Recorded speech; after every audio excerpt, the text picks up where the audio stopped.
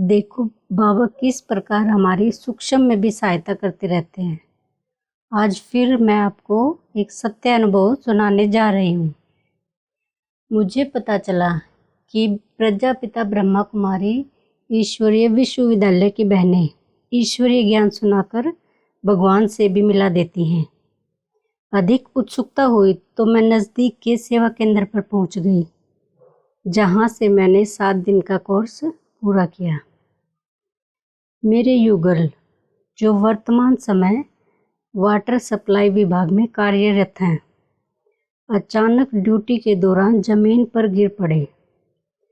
उस समय उन्हें एहसास नहीं हुआ कि शरीर में कोई आंतरिक चोट लगी है।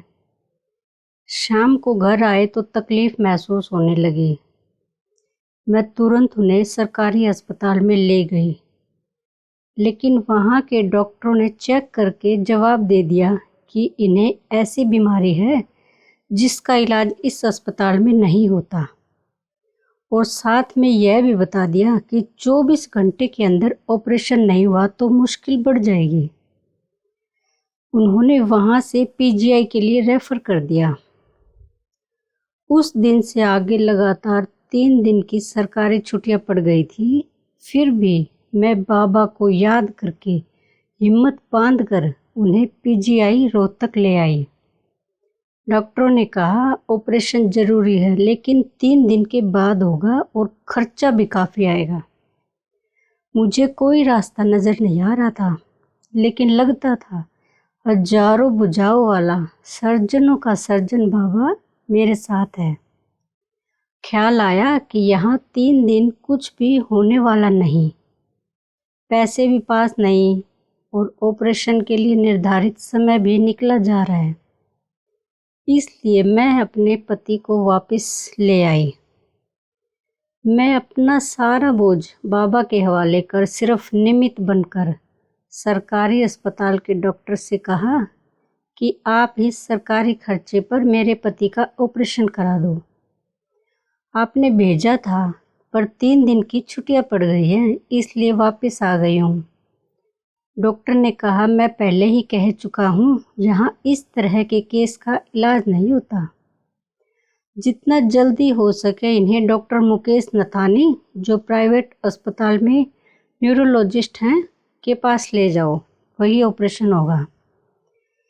परंतु एक बात और बता दूं कि डॉक्टर नथानी कोई गारंटी नहीं लेगा, क्योंकि इस तरह के मरीज का ऑपरेशन आज तक उनके अस्पताल में भी सफल नहीं हुआ है।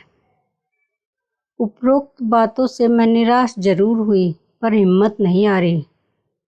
न्यूरोलॉजिस्ट ने कहा हमारे पास सिर्फ 7 घंटे का ही समय बचा है, इसलिए मरीज को भर्ती कराओ तथा पैसे भी जमा करा दो।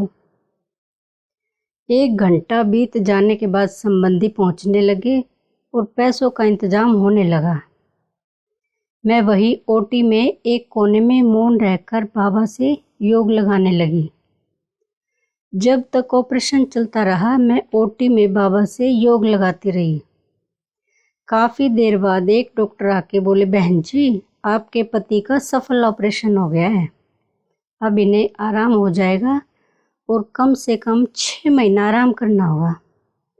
मैंने मन ही मन शिव बाबा का शुक्रिया किया और कहा बाबा आपका यह एहसान कभी नहीं भुलाया जा सकता। शिव बाबा के आशीर्वाद व प्यार से अब मेरे पति ठीक हो गए हैं। अस्पताल से घर चलने के दिन पति ने डॉक्टर साहब से कहा आप मेरे लिए भगवान हैं, जो मुझे मौत के मुंह से निकाल कर ले आए। तब डॉक्टर ने कहा भगवान मैं नहीं, आपकी पत्नी भगवान से जुड़ी हुई है। इन्होंने अकेले ही इतनी मुसीबतों का सामना करके समय पर ऑपरेशन करा लिया, और मैंने देखा कि पूरे समय वह भगवान से ही योग लगाती रही।